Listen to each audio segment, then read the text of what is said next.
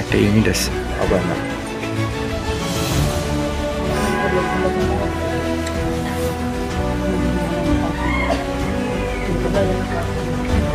পিছিয়ে আছেন না পিছিয়ে আছেন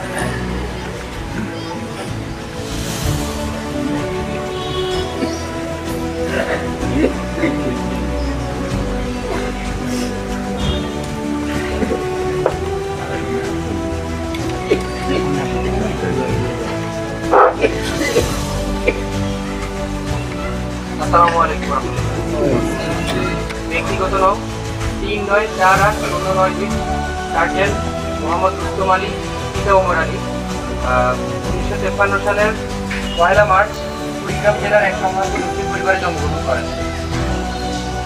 তিনি ৩ আগস্ট ১৯৭১ সালে সেনাবাহিনীতে যোগদান করেন এবং উল্লেখ্য তিনি মুক্তিযুদ্ধের সময় সেনাবাহিনীতে যোগদান করেন।